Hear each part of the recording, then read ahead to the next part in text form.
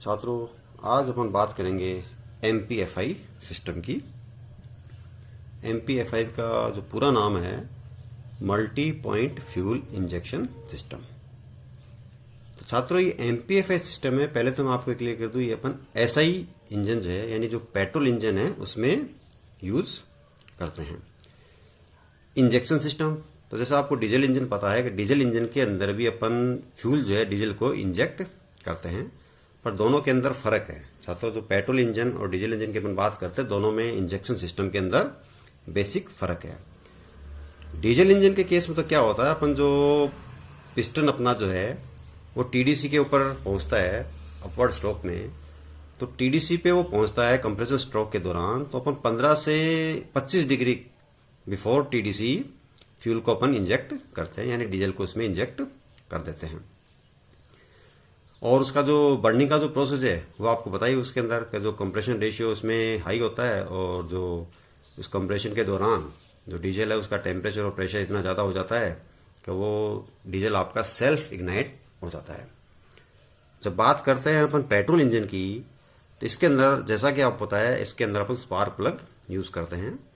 तो इसमें जो इंजेक्शन का जो पैरामीटर है, वो इंजेक्शन का पैरामीटर आप सक्शन के दौरान ही आप चाहो तो फ्यूल को इंजेक्ट कर सकते हो। यानी इसके अंदर जो पेट्रोल के इंजेक्शन की जो टाइमिंग है, उस टाइमिंग से अपना कोई फर्क नहीं पड़ने वाला उसके अंदर, जबकि डीजल इंजन के अंदर इंजेक्शन की टाइमिंग का बहुत बड़ा रोल है। अब बात करते हैं ये एमपीएफआई सिस्टम की अपने पास जरूरत क्यों पड़ी। तो छात्रों, जैसा कि ये अपन एमपीएफआई सिस्टम का पहले डायग्राम देखते हैं कि एमपीएफआई सिस्टम जो डायग्राम है वो दिखता कैसा है। तो एक इलेक्ट्रॉनिक, ये डायग्राम आपके सामने है। तो ये इलेक्ट्रॉनिक फ्यूल इंजेक्शन सिस्टम जो है एमपीएफआई सिस्टम का डायग्राम आपको दिखाया हुआ है इसके अंदर। ये आपका 4 स्ट्रोक 4 सिलेंडर इंजन दिखाया हुआ है। 4 सिलेंडर इसके अंदर आपको दिखाए हुए हैं, ये 4 इंजेक्टर है इसके अंदर। यहाँ जो फ्यूल आपका है, फ्यूल टैंक से जहाँ पे आप पेट्रोल को आपने भर रखा है, तो एक पंप और फिल्टर के द्वारा होता हुआ आपका फ्यूल जो है इंजेक्टर के अंदर आता है। यहाँ पर जो आपको दिख रहा है ये प्रेशर रेगुलेटर है। जो फ्यूल आपका आ रहा है, ये प्रेशर रेगुलेटर ये चीज देखता है कि जो फ्यूल को आपको जो इंजेक्ट करना है, कितनी क्वांटिटी में आपको फ्यूल को सिलेंडर के अंदर इंजेक्ट करना है। यदि फ्यूल की क्वांटिटी ज्यादा है तो ये वापस रिटर्न फ्यूल टैंक में कर देता है, और जितनी रिक्वायर्ड क्वांटिटी होती है उतनी ही क्वांटिटी आपकी ये इंजेक्ट करता है, और कौन से सिलेंडर के अंदर इंजेक्ट करता है।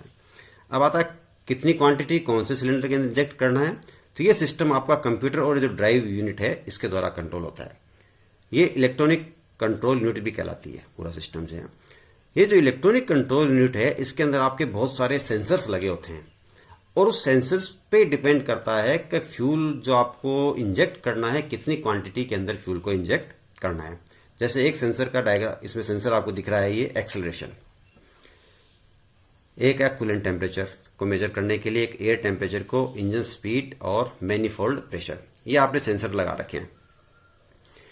जैसे एक्सेलरेशन की अपन बात करें, या आप बात करो थ्रोटल वाल की, कि थ्रोटल वाल आप जैसे जैसे एक्सेलरेशन बढ़ाओगे, थ्रोटल वाल की ओपनिंग आपकी कम और ज्यादा होगी। तो जैसे आपकी थ्रोटल की ओपनिंग कम ज्यादा होती है, जैसे ओपनिंग ज्यादा होती है, यहाँ इलेक्ट्रॉनिक कंट्रोल यूनिट जो है, यहाँ पे इंडिकेशन जाता है कि फ्यूल की सप्लाई आपको ज्यादा करनी है, तो ऑटोमेटिकली फ्यूल की जो सप्लाई है, फ्यूल की सप्लाई आपकी ज्यादा हो जाती है। इसी तरह इंजन की स्पीड है। इंजन की स्पीड, जैसे ही आप इंजन की स्पीड बढ़ेगी, आपको इसका मतलब फ्यूल की क्वांटिटी आपको ज्यादा चाहिए, तो उसके अकॉर्डिंग फ्यूल की क्वांटिटी आपको ज्यादा यहाँ पे सप्लाई हो जाती है। अब एक चीज के अंदर आप ध्यान रखना, एमपीएफ सिस्टम की जो बात करते हैं कि इसके अंदर जैसे दिख भी रखा मैंने, 4 सिलेंडर आपको कहा था, तो इसके अंदर 1 इंजेक्टर होती है। प्रत्येक सिलेंडर के लिए 1 इंजेक्टर होती है, और ये जो इंजेक्टर जो होती है वो इनलेट पोर्ट, यानी इनलेट वाल से जस्ट पहले जो इनलेट पोर्ट है, वहां पर इस सिस्टम को अपन लगाते हैं। अब इसका आता है सिस्टम को लगाया क्यों सिस्टम ने एमपीएफआई सिस्टम को। तो छात्रों, जैसे आपने कार्बोरेटर जो पढ़ा था मैंने, आजकल की जो अपन कारों की बात करेंगे उसके अंदर कार्बोरेटर आपका एक तरह से हटा दिया गया है, कहीं पे भी कार्बोरेटर को यूज नहीं करते हैं। कार्बोरेटर के जो चाहे कितना ही आपका मॉडर्न कार्बोरेटर हो, उसके अंदर कुछ डिसएडवांटेज होते हैं।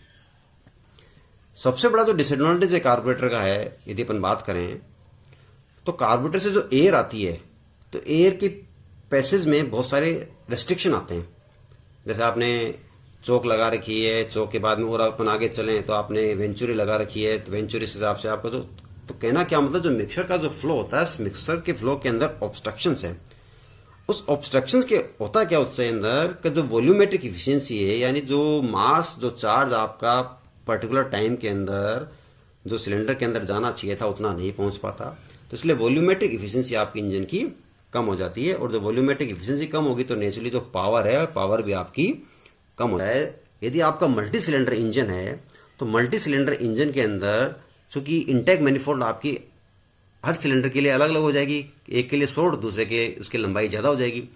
जो लेंथ ज्यादा हो जाएगी, जैसे अपन बात करें इसी को मान लो, यदि आपका ये कार्बोरेटर से फ्यूल आ रहा होता तो इंटेक मैनिफोल्ड की अपन बात करें तो पहला सिलेंडर आपका यहाँ पे, दूसरा यहाँ पे, तीसरा यहाँ पे, चौथा यहाँ पे, तो इस सिलेंडर तक जाने के लिए आपको क्या होगा, पैसेज आपका ज्यादा हो गया। अब जब पैसेज आपका ज्यादा हो जाता है तो उस इंटेक का जो पैसेज ज्यादा होने से क्या होगा, आपका रेजिस्टेंस ज्यादा हो जाएगा। और दूसरी बात क्या होती है, जब डिस्टेंस जब ज्यादा ट्रेवल करनी पड़ती है तो इसके अंदर जो यूनिफॉर्म मिक्सचर की जो अपन बात करते हैं तो पता चलता है जो चार जो सिलेंडर है उन चारों सिलेंडर के अंदर जो पेट्रोल और एयर का जो मिक्सचर जा रहा है किसी में कम और किसी में ज्यादा हो जाता है, सबके अंदर इक्वल क्वांटिटी में नहीं जाता। तो ये भी एक बहुत बड़ा इसका डिसएडवांटेज होता है यदि अपन कार्बोरेटर को यूज करते हैं। एमपीएफआई सिस्टम के अंदर ये चीज आपकी हट जाती है।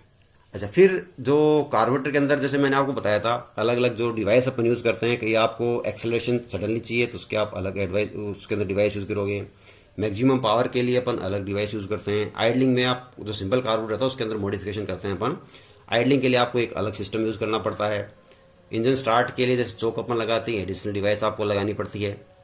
एमपीएफआई सिस्टम के केस में क्या होता है, जो आपने सेंसर लगा रखे हैं, ये सेंसर ही आपके डिसाइड कर देंगे कि आपका कितनी क्वांटिटी में आपको फ्यूल की सप्लाई करनी है।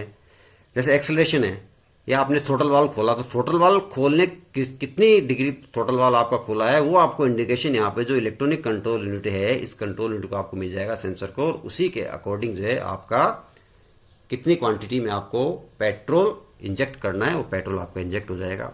सेकेंडली, इसके अंदर आपके 4 सिलेंडर है, ये 4 इंजेक्टर आपको दिखा रखे हैं, इसमें बिल्कुल इक्वल क्वांटिटी के अंदर, इसमें ऐसे नहीं कि अलग अलग क्वांटिटी में है तो अलग अलग एयर फ्यूल रेशियो चेंज हो जाएगा, नहीं, क्योंकि जो इंजेक्टर अपने लगाई है जस्ट इनलेट पोर्ट से पहले लगाई है, तो जितनी क्वांटिटी में आपको पेट्रोल इंजेक्ट करना है वो इनलेट वाल्व से पहले ही आपका इनलेट पोर्ट जो कि इनलेट मैनिफोल्ड में होता है वहां पे पेट्रोल को अपन इंजेक्ट कर देते हैं, और उसके बाद में जो है वो सिलेंडर के अंदर आपका पेट्रोल जो है एंटर करता है।